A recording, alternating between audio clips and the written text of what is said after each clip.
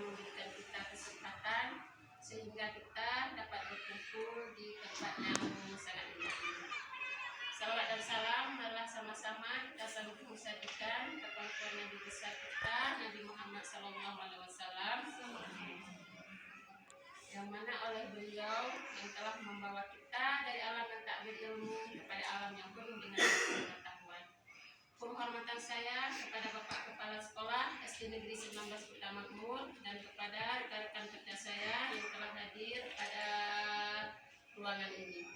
Baiklah, pada hari ini saya akan menguji budaya positif. Yang pertama itu perubahan paradigma belajar. Yang kedua, kebutuhan dasar manusia, disiplin positif, motivasi perilaku manusia, posisi kontrol restitusi, segitiga restitusi, dan keyakinan kelas.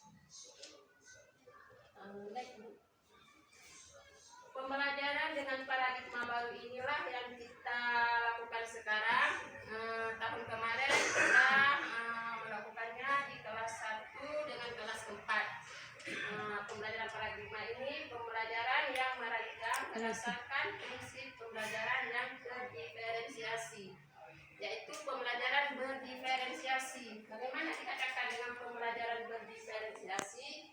Pembelajaran berdiferensiasi itu yaitu pembelajaran yang kita buat sesuai dengan minat siswa, bakat siswa, ataupun kesiapan siswa dan gaya belajar siswa. Minat siswa itu bisa kita lihat dari mereka itu ada yang minatnya olahraga, ada yang minatnya seni, ada yang minatnya melukis ataupun menggambar. Kemudian pembelajaran itu kita rancang dengan sesuai dengan minatnya. Misalnya bisa kita ambil dengan pembelajaran, contohnya pembelajaran kita membuat hari ini membuat teks narasi. Kemudian teks narasi tersebut kita rancang sesuai dengan minatnya. Misalnya ada anak-anak yang dia minatnya olahraga. Teks tersebut kita sesuaikan dengan teks olahraganya. Kemudian ada anak yang minatnya melukis. Teks tersebut kita sesuaikan dengan minat melukisnya, sehingga baru kita buat teks, baru kita membuat teks narasinya. Kemudian gaya belajarnya. Gaya belajar pun harus kita lihat pada anak-anak kita. Bagaimana dia mau belajarnya? Apa dia mau belajar dengan video? Apa dia mau melihat gambar? Itu pun harus kita kelompokkan. Kemudian satu lagi di pembelajaran berdiferensiasi itu yaitu kesiapan belajar. Anak-anak kita di sini pasti dia mempunyai karakteristik yang berbeda, tingkat kesulitannya berbeda. Kemudian ada anak yang IQ tinggi, ada anak yang IQ rendah, ada anak yang IQ sedang. Itulah yang kita kelompokkan di kesiapan belajar. Lanjut inilah disiplin positif. Disiplin positif ini sangat diperlukan di sekolah karena dengan adanya disiplin positif, dengan kita menerapkan disiplin positif, anak-anak kita di sini akan bertanggung jawab dan menumbuhkan nilai-nilai kebajikannya. Misalnya disiplin positif kita buat datang tepat waktu, sehingga nilai-nilai kebajikan dari datang tepat waktu itu nantinya akan kita terapkan. Anak-anak itu datangnya tepat waktu, disiplin. Kemudian disiplin positif itu lebih ke arah disiplin diri yang dapat mengontrol diri dalam melakukan segala tindakan. Disiplin diri dapat membuat murid memahami dan menyadari berdasarkan motivasi internal, bukan akibat paksaan, ujian, ataupun hukuman. Disiplin ini harus ada di dalam diri anak kita sendiri, harus keluar dari anak kita sendiri, jangan kita paksakan. Ini motivasi perilaku manusia. Yang pertama itu untuk menghindari ketidaknyamanan ataupun hukuman. Kemudian untuk mendapatkan imbalan ataupun penghargaan dari orang lain. selanjutnya untuk menjadi orang yang mereka inginkan dan menghargai diri sendiri dengan nilai-nilai yang mereka percaya. Kebutuhan dasar manusia yang pertama, bertahan hidup. Bagaimana dikatakan bertahan hidup? Bertahan hidup yang pertama itu kita harus ada rumah, kemudian makanan. Disitulah kita harus tahu anak-anak kita bagaimana mereka hidup, sehingga anak-anak kita nanti waktu dia datang ke sekolah mungkin anak kita dia nggak mau belajar, dia duduk di lemari. Kita tidak tahu apakah hidup dia baik apa tidak baik di rumahnya. Maka dari itu kita harus mengidentifikasi dulu anak-anak tersebut. Kemudian kasih sayang dan rasa diterima. Selanjutnya penguasaan institusi. Terdapat 5 posisi kontrol seorang guru, yaitu sebagai penghukum. Yang selanjutnya pembuat merasa bersalah, sebagai teman, pemantau, dan manajer. Ini yang penghukum ini tidak dianjurkan kita di sekolah. Kita tidak boleh menghukum anak-anak. Yang kita pakai yaitu manajer. Dari antara 5 posisi kontrol tersebut, sebaiknya seorang guru menggunakan posisi kontrol sebagai manajer. Sebagai manajer, guru berbuat sesuatu bersama murid, mempersilahkan murid mempertanggungjawabkan perilakunya dan mendukungnya agar dapat menemukan solusi atas permasalahannya. Selanjutnya keyakinan kelas. Ini keyakinan kelas ini. Keyakinan kelas sebenarnya ini kita buat bersama-sama dengan murid, bukan gurunya yang membuat keyakinan kelas, tapi murid sendiri yang membuat keyakinan kelas. Kita sebagai guru cuma memfasilitasi saja. Di keyakinan kelas ini juga tidak ada kata-kata yang negatif. Misalnya tidak boleh datang terlambat ke sekolah, itu tidak boleh. Di keyakinan kelas harus datangnya tepat waktu. Kemudian tidak boleh membuang sampah, itu tidak ada di keyakinan kelas. Yang ada, buanglah sampah di tempatnya. Di keyakinan kelas itu kata-katanya harus positif. Inilah segitiga restitusi. Apabila kita ada kasus, apapun kasusnya di sekolah kita menggunakan segitiga restitusi. Segitiga restitusi itu ada 3. Yang pertama itu menstabilkan identitas, kemudian validasi tindakan yang salah, dan menanyakan keyakinan. Yang bagaimana dikatakan dengan menstabilkan identitas? Apabila ada anak kita ataupun dia membuat kesalahan, misalnya dia melanggar keyakinan tadi, keyakinan di sekolah kita, misalnya kita memakai sepatu yang berwarna hitam, tapi ada anak-anak kita yang memakai sepatu warna putih. Itu harus kita stabilkan dulu identitasnya, harus kita tanya dulu kepada anak kita kenapa dia memakai sepatu putih. Kemudian baru kita validasi tindakan yang salah. Setelah kita validasi tindakan yang salah, baru kita mengaitkan dengan keyakinan. Ataupun bisa kita ambil contoh lainnya, yaitu tentang anak kita tidak soal mencontek,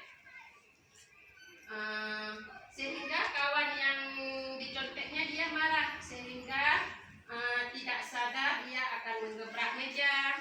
Setelah itu dia akan marah pada kawan-kawannya yang mencontek, sehingga kita tanyakan dulu validasi tindakan yang salah, kenapa dia berbuat begitu.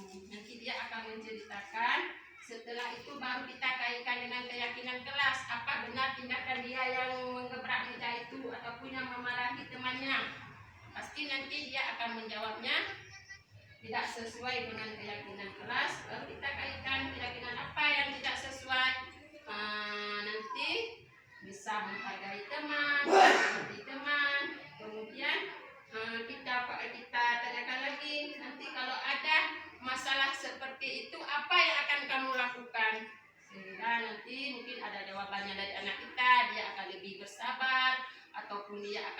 laporkan dulu kepada wali kelasnya. Ya, lanjut.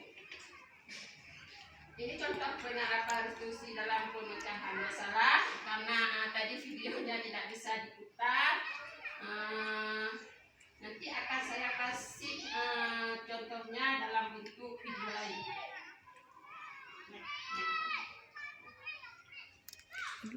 Dalam paradigma penerapan disiplin positif ini hendaknya kita guru memiliki standar kepribadian profesional dan sosial yang baik, di mana guru mampu merefleksikan pada posisi kontrol yang saat ini bagaimana perjalanan diri kita sebagai seorang among atau posisi manajer yang menuntut murid-murid menjadi insan yang mandiri, merdeka dan bertanggung jawab.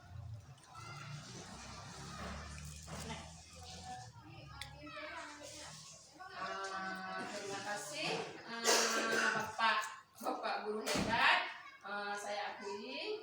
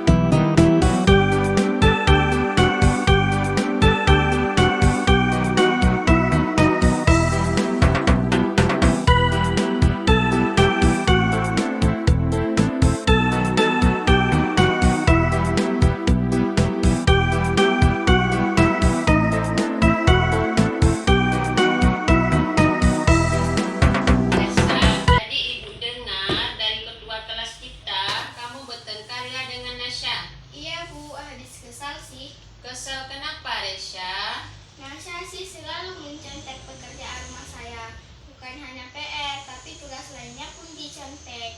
Oh begitu, wajarlah kamu kesal dan marah. Kalau ibu di posisi kamu, ibu juga akan melakukan hal yang sama. Iya, Bu. Terus, apa yang kamu lakukan terhadap Nasya? Saya marah-marah, Bu. Tanpa sadar saya menggebrak meja. Oh begitu, kamu berbuat seperti itu pasti ada alasannya ya? Iya, Bu. Masa saya diam saja? Saya sudah bersusah payah untuk mengerjakan PR dan tugas-tugas saya. Sedangkan Nasya hanya mencontek dan tidak mau berusaha sendiri. Wajarlah kamu kesal dan marah karena tidak terima pekerjaanmu dicontek oleh Nasya. Ibu sangat menghargai tindakanmu karena tidak bertindak jauh dan lebih buruk daripada itu. Iya, Bu.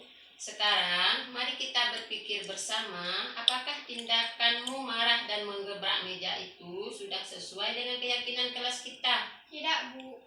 Keyakinan kelas mana yang telah kamu langgar? Saling menghormati antara teman, Bu. Iya, betul sekali.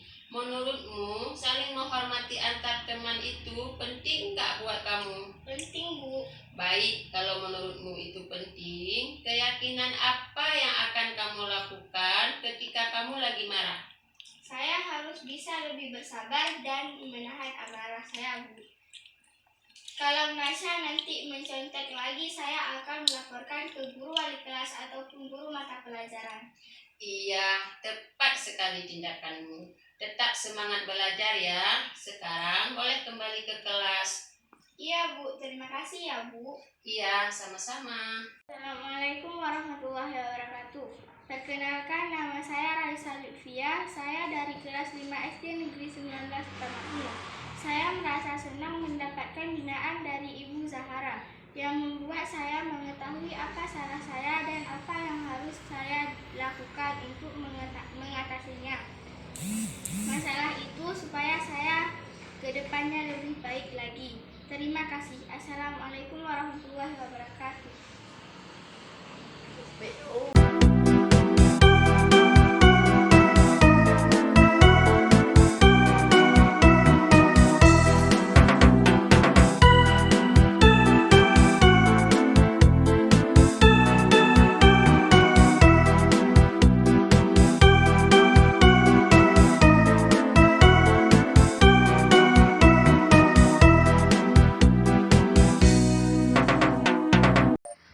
Fatah, tadi ibu dengar dari ketua kelas kita, kamu itu memecahkan kaca jendela ya? Ya, Bu, saya tidak sengaja. Apa yang tidak disengaja, Fatah? Tadi, Bu, pas jam istirahat saya bermain bola di dalam kelas.